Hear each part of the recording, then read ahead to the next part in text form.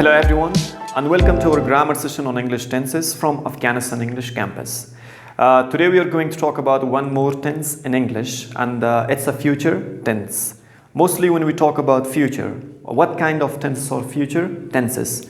Future tenses are those tenses which they happen after now, which they take place at some time in the future. Whatever happens after now, whatever happen later than now, we call it a future tense.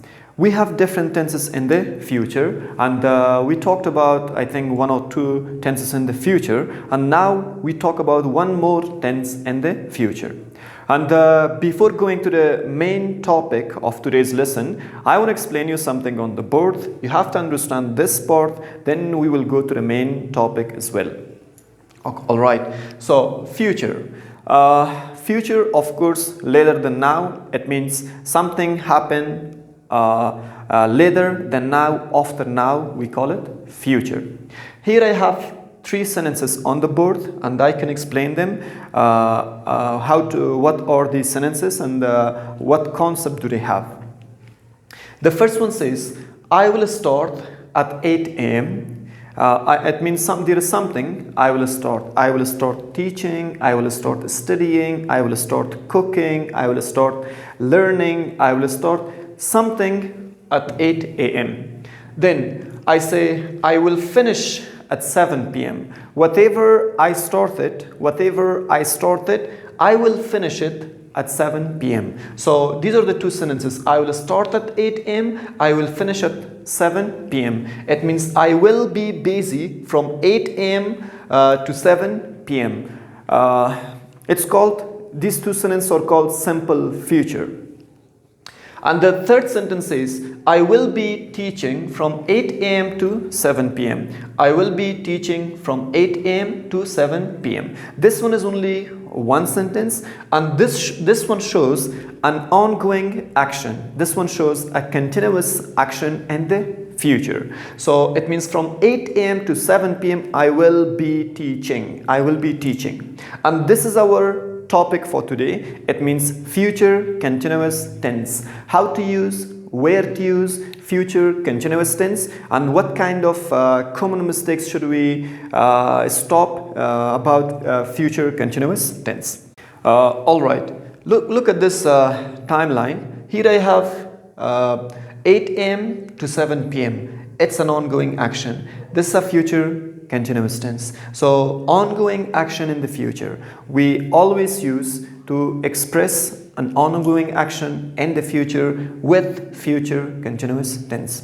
But if you say it as in the first sentence and second sentence, something something will start in the future and will finish in the future, we call it simple future. I will start at 8 a.m. and I will finish at 7 p.m. These two sentences are simple tenses in the future. And for ongoing action, we use future continuous tense. So let's come to the concept, to the meaning of future continuous tense, in which cases of our daily life, in which kind of sentences, in which kind of concept of the sentences we have to use future continuous tense. I have written some of the sentences with the concepts to understand it better. So, firstly, we use future continuous tense for the actions which they continue for a period. Continuous for a period. For those kind of actions, we use future continuous tense. Look at the example. Students will be working on their assignments from the beginning to end of the month. So it's a continuous tense. It means the month we have right now, or the coming month we have, students will be working on their assignments. It's a period of time. They will start in the beginning of the month and they will be working until end of the month. It's an ongoing action in the future. For such action which continues for a period in the future, we use future continuous tense. Hope you understood. Come to the next part. The next part is about continuous during a moment. So for a little time or for a moment, it might be continuing in the future. So I will be teaching my class at 9 a.m. So someone asks me, let's go somewhere at 9 o'clock. Someone asks me, let's go somewhere at 9 o'clock. Then I tell him, I will be teaching my class at 9 a.m. So it shows an ongoing action at a moment in the future. She will be cooking at 7 p.m. So someone asks about someone else's. Call her and tell her to come and join the class. Then the second person says, she will be cooking at 7 p.m. 7 p.m. she is cooking. She cannot come in the class. So it shows an ongoing action at a moment in the future. The third one, continue together. We can use two continuous actions in the future. As we have two continuous tenses we can have in the past, we can have it in the future. Such as the sentence, on Friday, Parvez will be getting ready. So here is ready missing. I can write ready. Parvez will be getting ready.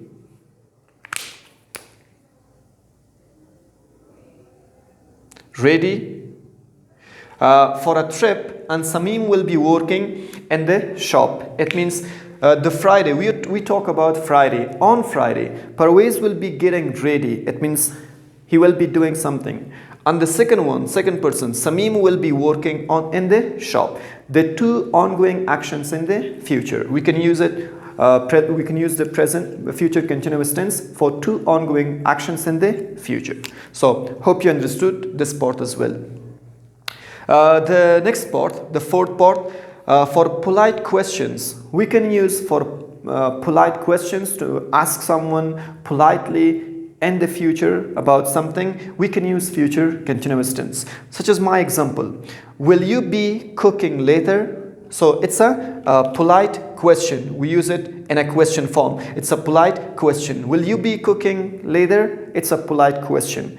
In the second sentence, will you be helping your mother in the next 2 hours? So it is a polite question. And will you be attending the meeting tomorrow? It's also a polite question. So these are called polite question. To make polite questions in the future, we can use future continuous tense. Will you be watching this video? Will you be practicing English tomorrow? Will you be helping your friends in the next 2 years? So these are all polite questions we can use with future continuous tense. Hope it's clear. Hope you understood. Let's come to the next part. The next part is about future time expressions or phrases we use in the future. Not only in the future continuous, these expressions could be used in the simple future or other future tenses, such as tomorrow, next week, next year, at 9 o'clock, on Friday, in summer, 2 hours later. These are the common future time expressions you can use in your English, in your daily life. Alright, so there is nothing else about the time expressions. It's just simple, you can understand it. Come to the next part, the structure of future continuous tense, how to form future continuous tense. Future continuous tense is formed by auxiliary verbs. Of course, in every continuous tense, we have the ing form of the verb. We have the auxiliary verb be, it means to be verbs. And in the future, we have to have the auxiliary verb will. Or in a state of will, you can have be going to as well. Remember, here I have written only will, but you can have be going to as well. In the affirmative form, in the affirmative structure of future continuous tense, we have subject in the beginning, then we use will, then be, then verb ing and complement. It's the affirmative or positive structure of simple future continuous tense. In order to change it to question, in order to make it interrogative, we bring the will, the auxiliary verb will in the beginning, then we add subject, then we add be, then we add verb ing, and then we add complement. Remember one thing, in the present continuous tense, in the past continuous tense, the to be verb, the be, changes to SMR and was and were. But in the future continuous tense, it doesn't change. Be is be. It doesn't change. So, and to make it negative, we bring subject in the beginning, then we have will, then not, then be, then verb ing, then complement. It's the negative one. Okay, so there is one thing more about using WH words in the sentences. We always use WH words to ask specific questions about time, place, period, or choices. In different cases, we use WH words. With future continuous tense, WH words can be used. Of course, WH words are always used in the beginning before the auxiliary verbs. Here we have the auxiliary verb will in the question form. In the beginning we have the auxiliary verb will. Before will, we have to add WH word. So, such as if I say, when will you be watching this video? Where will you be watching this video? When will you be studying English? Where will you be studying English? Or how long will you be studying English? So the WH word and the interrogatory form can be used to make a specific question about things. There is the next thing about negative form, which we can use the shortcut form of will not in some of the sentences as won't. Will not can be as won't. It means the negative form. I will not study mathematics. I can say I won't study mathematics. It's in the simple future. But if I say in future continuous tense, I will be working on my assignments. I will not be working on my assignments. I won't be working on my assignments. The shortcut form of will not is won't. I won't be working. I won't be studying. I won't be cleaning the house. I won't be running away. So then the shortcut form of will not, won't. All right, hope you understood this part, and come to the next part, wrong usage of future continuous tense.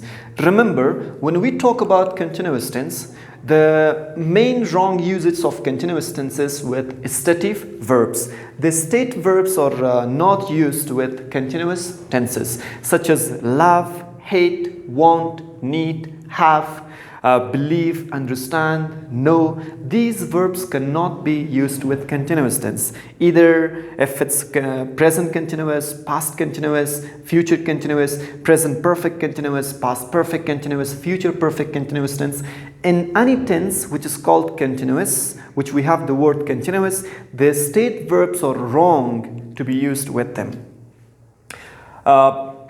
Look at these examples. So the state verbs can be emotions, mental issues, possession, or the other case of state verbs. The first sentence says, you will be loving this car. So this sentence is not correct. This is wrong, because love is a state verb and it cannot have the ing form of the verb. So because of love, we take it wrong. This is not correct. So what should we do if we cannot use state verb with continuous tense? Instead of the continuous tense, you have to use the simple tense. Here, what is the simple tense of future? Simple future. The structure subject plus will plus verb plus complement. Remove the ing and use it in the simple form. So the correct one is, you will love this car. This is the correct one. You will love this car. You will be loving this car. Incorrect. You will love this car. Correct. Second sentence about mental. He will be understanding the problem soon. Understand, the verb understand is a state verb. It's a stative verb. It cannot be used with ing. Instead of future continuous, simple future. He will understand the problem soon. The first sentence is incorrect. The second one is correct. The next sentence about possession. She will be having a new computer next week. She will be having a new computer next week. It's wrong, because have is a state verb. It cannot be used with ing. In a state, we can say she will have a new computer next week. The first one is incorrect. The second one is correct. The correct one is the second one. And about other state verbs as well, the rest of the state verbs cannot be used with continuous form, with future continuous or other continuous tenses. There is the example, this phone will be costing $300 in the coming month. So cost is a state verb, it's not an action verb. So this verb cannot be used with the ing form. So this sentence is incorrect. We cannot take it correct, it's incorrect. But if I say this phone will cost $300 in the next month or in the coming month, it's correct because it's simple future and the state verbs can be used with simple tenses. Alright, now we come to an end, and it was today's lesson, our today's session about future continuous tense. I hope you understood the lesson, I hope you learned the lesson, but remember one thing. When you study grammar, when you study English, you need a place, you need somewhere to practice your English. And I can suggest you, Afghanistan English Campus is the best place to practice your English. So that join this place and practice your English with professional teachers, with graduate of English literature teachers, with native speakers. Here we have at Afghanistan English Campus. Thank you so much. Wish you all the best.